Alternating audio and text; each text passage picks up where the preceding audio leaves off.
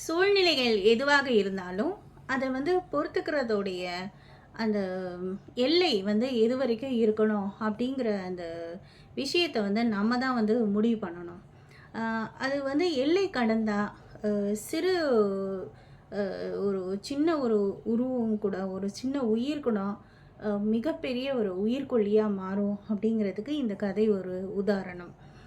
இது வந்து சிங்கப்பூரில் உள்ள யூசான் ட்ரிபிள் மர்டர் கேஸ். இந்த கேஸ் வந்து என்ன வலியுறுத்துது அப்படின்னா, ஒரு மனிதன் வந்து குட்ட குட்ட குனிஞ்சுக்கிட்டே இருக்கிறது வந்து அவ்வளோ ஒரு நல்ல விஷயம் கிடையாது. அது ஒரு ஆரோக்கியமான விஷயம் கிடையாது. அது அவன மட்டும் பாதிக்கிறது இல்லாம, ஒரு ஸ்டேஜில அவன் வந்து பொங்கி எழும்போது, அவன சுத்தி இருக்க பல பேர அது வந்து அழிக்கக்கூடிய ஒரு மிகப்பெரிய ஒரு சக்தியா அது உருவாகும். அ இந்த இதனால இதனால எவ்வளவு பேர் பாதிக்கப்பட்டிருக்காங்க. அவன் வந்து இன்னைக்கு உயிரோட இல்ல. ஆனா, அந்த ஏற்படுத்தின அந்த தாக்கம், அதோட அந்த வடு வந்து காலம் ஆனாலும் வந்து வந்து மறையப் போவதில்ல. அப்படி ஒரு ஒரு தாக்கத்தை வந்து ஏற்படுத்தியிருக்கு.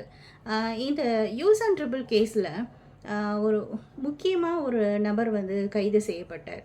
அவன் பேர் தான் வந்து வாங். வாங்கிறவரு ஒரு சைனாக்காரர். இவர் வந்து சிங்கப்பூருக்கு வந்து அங்கே ஒரு போர்ட்ல ஒரு சூப்பர்வைசரா அவர் அங்க வேலை செய்றாரு. அந்த இடத்துல அவருக்கு ஒரு பெண்ணுடைய, அதாவது ஜெங் அப்படின்னு சொல்லக்கூடிய ஒரு பெண்மணியோட ஒரு பழக்கம் ஏற்படுது. அந்த பழக்கம் நட்பு ரீதியா இருந்து நாளடைவுல அது வந்து ஒரு ஒரு இல்லீகல் ரிலேஷனா அது மாறிடுது. இந்த ஜெங்குக்கு ஏற்கனவே கல்யாணம் ஆகி ஒரு மகளும் இருக்கிறா. அவளுடைய கணவர் வந்து ஒரு போலீஸ். அப்படி இருக்க சமயத்துல இந்த விஷயம் அறிந்த வாங் வந்து, "இல்ல நம்ம இத வந்து இந்த ரிலேஷன்ஷிப்பை இதோட நம்ம முடிச்சுக்குவோம். நீ வந்து கல்யாணம் ஆனது எனக்கு தெரியாது." அப்படின்னு அவர் வந்து தட்டி கழிக்க, "இல்ல நான் வந்து கன்டின்யூ பண்ணுவேன்." அப்படிங்கிற மாதிரி அந்த பெண் வந்து சொல்றா. அ ஆனா வாங் வந்து ஆல்ரெடி கல்யாணம் ஆகி அவனுக்கும் ஒரு குழந்தை இருக்கு. அது வந்து சைனாவில சிறிது காலத்தில 2 பேருக்கும் டிவோர்ஸ் ஆயிடுச்சு. அதனால அவன் வந்து தனியா பிழைப்புக்காக இங்க வரான். அப்படி இருக்கும்போது தான் இந்த ஜெங்கோட பழக்கம் ஏற்படுது. ஸோ இந்த விஷயம் அறிந்த அந்த அவளுடைய ஜெங்குடைய கணவர் வந்து அந்த பெண்கிட்ட ஒரு விஷயம் வந்து முன்வைக்கிறார். "ஒண்ணு அவனோடயே போ, இல்லன்னா என்னோட வா" அப்படின்னு கேட்கவும், அந்த பெண், "இல்ல நான் உன்னோட வர முடியாது. நான் வந்து காதலனான வாங்குடைய தான் நான் போவேன்." அப்படிங்கிற ஒரு முடிவ அவ எடுக்கிறா. ஸோ 2 பேருக்கும் டிவோர்ஸ் ஆயிடுது. இந்த சமயத்தில தன்னுடைய மகள் வந்து சிறிது வளர்ந்த மகள வந்து தன்னோட அழைத்துட்டு, ஸ்விட்சர்லாண்ட்ல அங்க உள்ள நல்ல ஒரு ஸ்கூல்ல வந்து சேர்க்கணும் அப்படின்னு முடிவெடுத்து அங்க போகும்போது, ஃபைனான்ஷியல் ப்ராப்ளம் பற்றாக்குறையினால அங்க போக முடியாம மறுபடியும் இங்கேயே இருக்கும்படி ஆகுது. அந்த சமயத்துல வாங் வந்து நல்லா பார்த்துக்கிட்டு இருந்த வேலை, சில காரணங்களால அது தொடர முடியாதனால ஒரு வாலண்டரி ரிட்டயர்மெண்ட்ட எடுத்துட்டு, அங்க உள்ள ஒரு ஒரு கணிசமான ஒரு தொகை, கிட்டத்தட்ட ஒரு 46,00,000 நம்ம இந்தியன் கரன்சி படி. அந்த பணத்த வந்து வாங்கிக்கிட்டு அவர் வந்து வேலைய விட்டு விலகுறாரு. ஸோ இந்த பணத்த கொஞ்சம் கொஞ்சமா ஜெங் வந்து தன்னுடைய தேவைகள அவ வந்து பூர்த்தி செய்றா. அது வந்து எப்படியும் ஒரு 3 மாதத்துல 3ல் ஒரு பகுதி வந்து அந்த பணம் வந்து கரைய துவங்குது. என்னதான் வாங் வந்து ஒரு ஒரு ட்ரூ லவ்வா, ஏன்னா தனக்காக கணவரை விட்டு வந்திருக்கா அப்படின்னு நெனச்சு, இந்த பெண் கேட்குறது எல்லாத்தையும் அவன் வந்து செய்றான். ஒரு ஆடம்பரமான கிஃப்ட்ஸு கேட்குறா, அதையும் வாங்கி தரான். ஒரு நல்ல ஒரு ரெஸ்டாரண்ட்டில் அடிக்கடி போகணும் அப்படிங்கிறத அதையும் நிறைவேத்துறான்.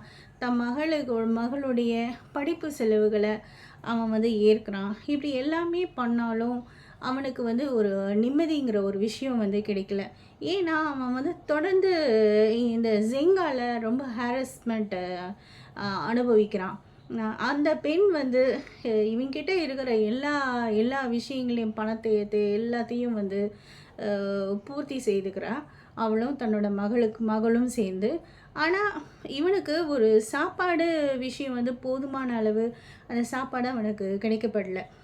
ரூமில் போட்டு அடைச்சி அவனை வந்து ரொம்ப சித்திரவதை செய்கிறா. வீட்டில் உள்ள வேலைகளை துணி துவைக்கிறது, பாத்திரம் கழுவுறது, சமையல் செய்வது, இது போன்ற எல்லா விஷயத்தையும் வந்து அவள் தொடர்ந்து செஞ்சுக்கிட்டே இருக்கா. இந்த விஷயங்களெல்லாம் ரொம்ப பொறுத்துக்கிட்டே போகிறான் வாங்கு. இருந்தாலும் அவனுடைய காதல் வந்து அவளிடம் இருந்து அவனை வந்து விலக்க முடியல. எந்த அளவுக்கு அவனுடைய லவ் இருக்கா டீப்பா அப்படின்னு பார்த்தோம்னா, அந்த பெண்ணுடைய முகம் வந்து தன்னுடைய ஒரு இடது தோள்பட்டையில் ஒரு டாட்டூ வந்து குத்திக்கிறான். சிறிது நாள் கழித்து அந்த அந்த ஃபோட்டோ அந்த அவளுடைய முகம் பக்கத்தில் ஒரு ஒரு மண்டவோடு ஒரு ஒரு பாம்பின் ஒரு படத்தையும் வந்து அவன் வந்து போட்டுக்கிறான். காரணம், இது வந்து ஒரு உயிரை எடுக்கக்கூடிய ஒரு கடவுளுடைய படம் அப்படிங்கிற மாதிரி இவன் வந்து கொஞ்சம் கொஞ்சம் இவனுடைய ரத்தத்தை வந்து உறிஞ்சி பணம் பணம் அப்படிங்கிற ஒரு விஷயத்தை வந்து கொண்டு வந்து இவங்கிட்ட இருக்க எல்லா பணத்தையும் வந்து உறிஞ்சிறான் அப்படிங்கிறது நல்லா தெரியுது. அதே சமயம் அந்த பெண்ணுடைய மகளானவள் ஃபேங், அந்த மகளுடைய பேர், தன்னுடைய அம்மாவும் அப்பாவும் பிரியறதுக்கு காரணமாக இருந்தவன் இவன் தான் அப்படிங்கிற ஒரு விஷயத்தை வந்து வச்சுட்டு இவங்கிட்ட எப்போவுமே வந்து ஒரு வெறுப்போடவே அவன் வந்து நடந்துக்கிட்டு இருப்பாள். அப்படி இருக்கும்போது ஒரு அப்பார்ட்மெண்ட்டுக்கு அவங்க மூவ் ஆகுறாங்க. அந்த சமயம் அந்த பெண்ணுடைய மகள் ஃபேங்கு சேர்த்துருக்க பள்ளி, அந்த பள்ளி தோழி ஒருத்தி, அவளுடைய பேர் கிரேஸ் அவளுடைய அம்மாவும் அவங்க வீட்டுக்கு பக்கத்துலேயே வந்து அவங்க வந்து குடி போகிறாங்க. ரெண்டு ஃபேமிலிக்கும் ரொம்ப ஒரு ஸ்ட்ராங் ஃப்ரெண்ட்ஷிப் இருக்குது. அந்த ஸ்ட்ராங் ஃப்ரெண்ட்ஷிப்பின் காரணமாக இந்த ஜெங்கு மற்றும் அவளுடைய மகளான ஃபெங்கு மற்றும் ஃபெங்குடைய பள்ளி தோழியான கிரேஸோட அம்மா, இவங்க 4 பேரும் எப்போவுமே வந்து ஒன்றாவே இருப்பாங்க. இன்ஃபேக்ட் சொல்லப்போனால் கிரேஸோட அப்பாவும் வந்து தன்னுடைய அம்மா கிட்டேருந்து டைவர்ஸ் ஆகி பிரிந்தவர். ஸோ 2 ஃபேமிலியும் ஒன்றா இருக்கிறதுக்கான நிறைய சிமிலாரிட்டிஸ் இருக்கிறது ஒரு காரணமும் சொல்லலாம். அப்படி இருக்கும்போது ஜெங் வந்து ரொம்ப வந்து ஒரு துன்புறுத்திக்கிட்டே போகிறா. ஒரு சமயத்தில் அவள் வந்து நான் வந்து டின்னருக்கு போகணும், இப்போ நீ வந்து கூட்டிகிட்டு போயே ஆகணும் அப்படிங்கிற ரொம்ப கட்டாயம் பண்ணும்போது அவன் தங்கிட்ட இருக்கிற எல்லா பணமும் வந்து கரைஞ்சிருது. கரையவும் இல்லை, என்னால் இப்போ கூட்டிகிட்டு போகிற சூழல் இல்லை அப்படின்னு அவன் சொல்லவும் அவளுக்கு ரொம்ப கோவம் வருது. நீ வந்து இவ்வளோ கேவலமாக இருக்க, நீ வந்து சம்பாதிக்கிறதுக்கு நீ வந்து துப்பு இல்லை அப்படிங்கிற மாதிரிலாம் ரொம்ப வார்த்தைகளால் அவனை ரொம்ப காயப்படுத்துகிறா. என்னதான் இவன் வந்து அவன் மேலே வந்து உயிராக இருந்தாலும் அவளுடைய நோக்கம் எல்லாமே வந்து இவனை ரொம்ப யூஸ் பண்ணிக்கிறது தான் வந்து நல்லாவே தெரியுது. அப்படி இருக்கும்போது தனக்கு தெரிந்த ஒருத்தர் மூலமாக இவனை வந்து ஒரு ஒரு இடத்துக்கு வந்து வேலைக்காக இவன் அனுப்புகிறான். அங்கே அவனுக்கு வந்து செட் ஆகலை. இருந்தாலும் மறுபடியும் அவனை வந்து தொடர்ந்து இன்சல்ட் பண்ணிக்கிட்டே போகிறான். ரொம்ப ஒரு பொறுமையை கடந்து ஒரு ஸ்டேஜில் அவன் என்ன பண்ணுறான், அதாவது செப்டம்பர் 19, 2008 அன்று இரவு ஒரு 12:45 மணி அளவில் அவன் ரூமுக்கு போகிறான். அங்கே வந்து இதே போல் அவள் ரொம்ப எப்போவுமே இவனை வந்து கரைச்சி கொட்டிகிட்டே இருப்பாள். எந்த சாப்பாடும் இவனுக்கு கொடுக்கறதில்ல. இவங்க முடிஞ்ச வரைக்கும் அம்மாவும் பொண்ணும் நல்லாவே சாப்பிட்றாங்க. இவங்கிட்டே எல்லாத்தையும் கறந்து எல்லாத்தையும் காலி பண்ணிட்டாங்க. இவன் கிச்சனுக்கு போய் பார்க்குறான், அங்கே சாப்பாடு இல்லை. இவனுக்கு பசி வந்து ஒன்றும் புரியல. அந்தளவுக்கு இவன் ஒரு பசியில் இருக்கான்.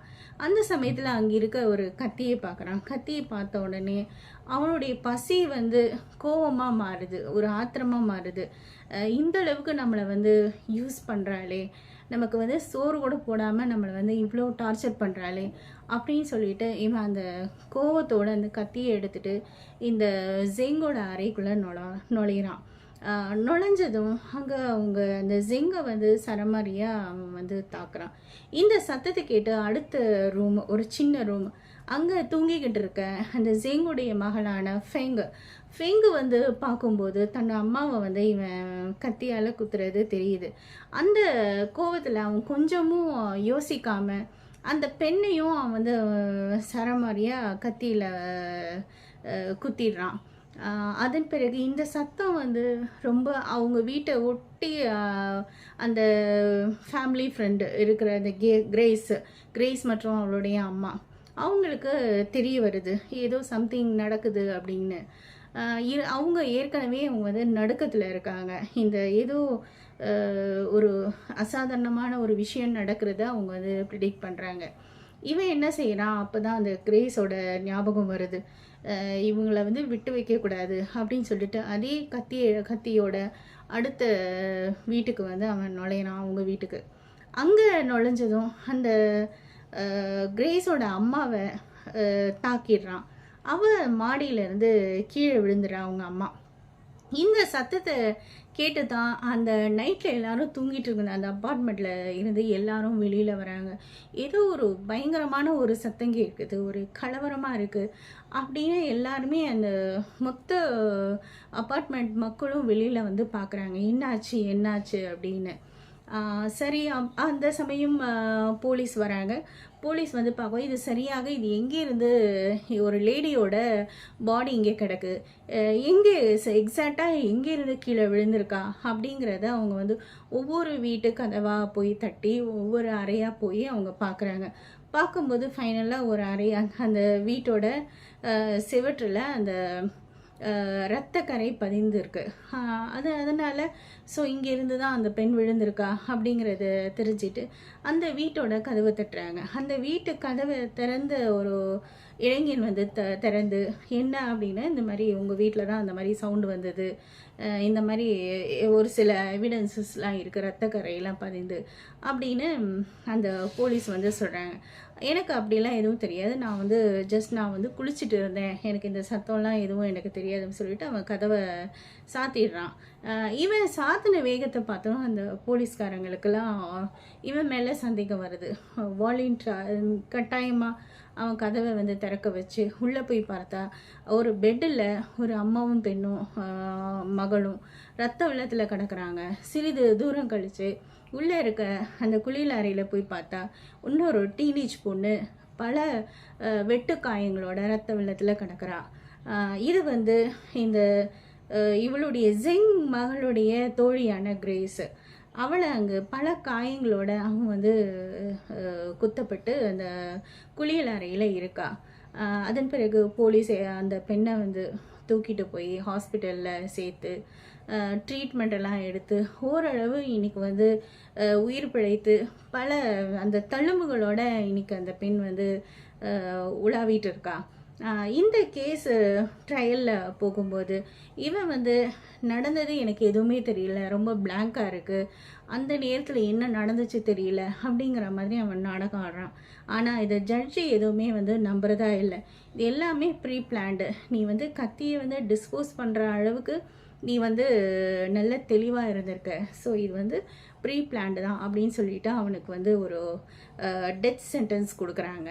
என்னதான் அவனுக்கு வந்து மரண தண்டனை கொடுத்தாலும் அந்த தப்பித்த அந்த ஒரே பெண் கிரேஸ் காயங்களோட தப்பித்தாலும் அவளுடைய அந்த தழும்புகள்லாம் வந்து இப்படி ஒரு சம்பவம் நடக்கிறதுக்கு என்ன காரணம், அந்த பெண் என்ன தவறு செய்தா, அதாவது தன்னுடைய தோழியான ஃபெங்குடைய அம்மாவுடைய அந்த இல்லீகல் கனெக்ஷன் தான் காரணம். அவள் எந்த அளவுக்கு இந்த வாங்க வந்து டார்ச்சர் பண்ணியிருந்தான், பொறுமையாக இருந்த அந்த அவனே ஒரு மனிதனாக இருந்தவனை வந்து ஒரு மிருகமாக மாற்றிய அந்த பொறுப்பு வந்து அந்த ஜெங்குடைய நடவடிக்கையினால தான் நடந்திருக்கு அப்படின்னு சொல்லலாம். இதுதான் எவ்வளவுதான் இருந்தாலும் கொட்ட குனிவது தவறு. ஒரு நம்மளுடைய எல்லை என்ன அப்படிங்கிறத நம்ம உணர்ந்தோன்னா, நம்ம அதை நோன்னு சொல்லி நம்ம அப்போவே அப்போஸ் பண்ணிட்டோன்னா அந்த கோபம் அப்போதே வந்து ஓரளவு சரியாகும். அதை ரொம்ப உள்ளுக்குள்ளே வச்சு வச்சு அடக்க அடக்க தான் அது வந்து ஒரு விஸ்வரூபமாக வந்து எடுத்து பல பல விஷயங்களை ஒரு இழப்பு உயிரை எடுக்கக்கூடிய அளவுக்கு விபரீதங்கள் அது வந்து உண்டு பண்ணுது. ஸோ ஃப்ரெண்ட்ஸ், இன்றைக்கி வீடியோ இதோட முடியுது. இந்த வீடியோ உங்களுக்கு பிடிச்சிருந்தால் லைக் பண்ணுங்கள், ஷேர் பண்ணுங்கள், சப்ஸ்கிரைப் பண்ணுங்கள். நன்றி, வணக்கம்.